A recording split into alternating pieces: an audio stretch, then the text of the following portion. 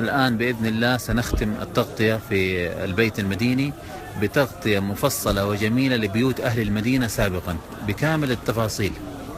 كانت معظم بيوت أهل المدينة سابقا بالأخص التي بنيت في العهد العثماني من الحجارة البركانية أو صخور البازلت التي تشاهدونها أمامكم. الآن مع الشريف رضا لتغطية البيت المديني. فكانت بيوت المدينة تبنى من فكر وقيم الإسلام.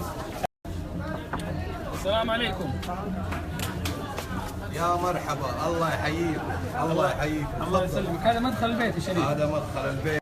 هذا المدخل، وبعد كده الضيوف طبعا يكون منعزل البيت اللي جوا عن داخل الضيوف نهائي. وبعد كده هنا المقعد في البيت المديني. لو تطالعوا هذه ما يسمى، نبدا من فوق، هذه اسمها الرحمانيه. كانوا رجال اول البنا يشتغلوا، والجذوع حقت الطرفه والجذوع حقت طرفه يعني طرفان الغابه. نعم، الطرفه اللي هي نقول لها الاثل، اللي نقول لها الاثل. الزقاق هذا الروشان يطل على الشارع من هنا، يعني يفتحوا الطاقه يتنسم البيت وتتنسم الرواشين من جوا.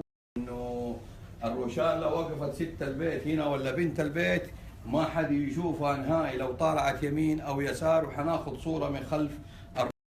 هذا مجلس كبير العائله. كبير العائله يجلس في هذا المكان ويشم هواء على الشارع العام والزقاق ويشوف الرايح والجاي، ولو يشوف اللي برا ما يشوف اللي في البيت نهائي.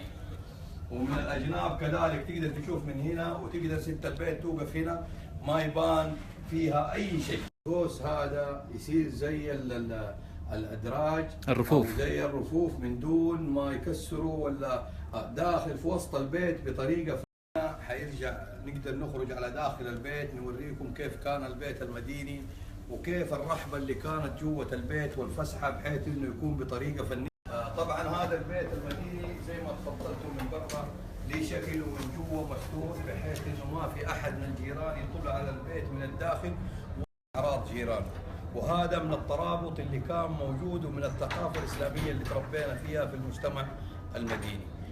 من فوق يعرفوا كم نفر دخل، كم جاء في البيت، يعرفوا ايش يجهزوا لهم السحلب يجهزوا من خلال هذه الروشان. ايوه، من خلال الروشان ست البيت تعرف الشراب موجوده في داخل الاروقه حقت الروشان. وهذا كان تيار هواء يضرب فيها فتبرد في الصيف من حالة.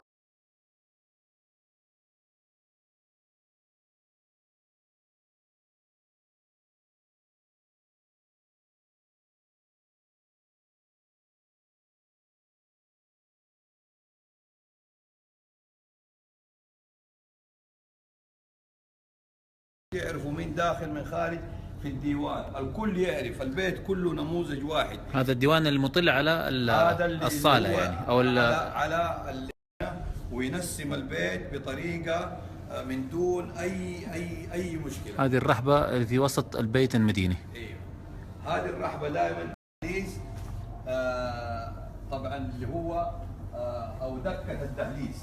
دائما تكون الدكة زي ما أنت شايف فيها بعض الميكو على الزقاق او على الشارع من برا وتكون مستوره. والحلو كمان حتى ما تسمع الصوت في وسط البيت، لا تسمع زعيق ولا تسمع البيت مستور.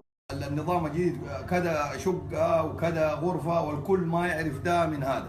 البيت داخل مشارك مرابط دكة الدهليز. ايوه، ده يقول لك يعني كانوا يسموه فعلا مرات يسموه دهليز، دهليز البيت. الدهليز اللي هو يمر على المنطقه هذه، وفي الدهليز الباب الثاني مطل على الشارع. فالبيت بعض البيوت تلاقي لها بابين، تلاقي هذا يخرجك من زقاق وهذا يخرجك على باب الحوش مدق. وهذا كانوا يطحنوا فيه زي نوع من انواع الحجر القديم. الحبوب يطحنوا فيه حبوب. وفي كمان اللي هو حجر. هذا المطبخ كان البيت المديني اشكل بيوت اهل المدينه موجود فيها بير. البير بهذا الشكل تجي تغسل وتصبن وقاعده هنا ما حد يدري عنها، واللي هو نموذج متكامل عن الحياه البدائيه اللي كانت موجوده في البيت، عباره عن خرزات وعيون. فكل بيت بيمر على عين او على خرزه، فتلاقي البيت كله يشرب منه. العين الزرقاء. نعم، اللي هي وفي بيوت راقيه. فلكن تجي تطالع يجتمعوا في شيء واحد. يجتمعوا على قد البيوت الراقيه في المدينه او الناس. القاعه شوف دائما يكون لها بابين، قاعه يمين وقاعه يسار، وكلها مدخلها واحد، ولو تطالع كلها بتصب في منطقه اللي هي الرحبه حقت طالع.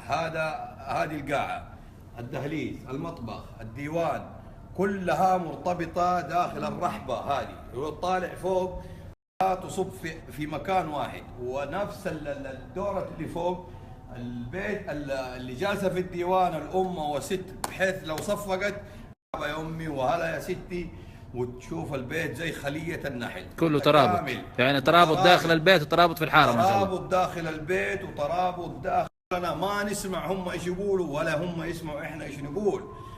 في ادبيات حتى في البناء، وفي ترابط حتى في البناء. انت شايف فيها ديوان بسيط مرتفع، وفيها ديوان كذلك يسار مرتفع. ولو تلاحظوا يعني يمكن سائل يقول كيف يدخل الهواء، لا مكيفات لا.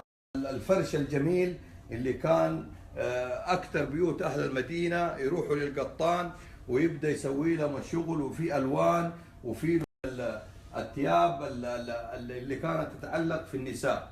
هذه وقت الزفه، وقت العروس، وقت هذا كان مره يزفون تتجوز البنت، الله عقبال عندكم ان شاء الله ويفرحنا في ابنائنا وابنائكم حياتك ان شاء الله. فكان نوع اسمه سموه الزبون، ونوع يسموه هذا الهواء لما تتفتح دي بيضرب هنا وبيتحرك على الرحبه حقت البيت ويرجع. ايش اسمها؟ الجيله؟ الجيله هذه كانت ممر هواء برضه. كمان كان لها فائده كذلك، غير الهواء وغير تنسيم البيت. حتى لما يدخل ضيف، ست البيت تكون فوق، ممكن تطالع من الروشان تعرف انه في كنترول وفي تنظيم، يعرفوا مين داخل ومين خارج، ويعرفوا العدد، ويجيبوا التكميل والذوق على قد ما يليق المدينة.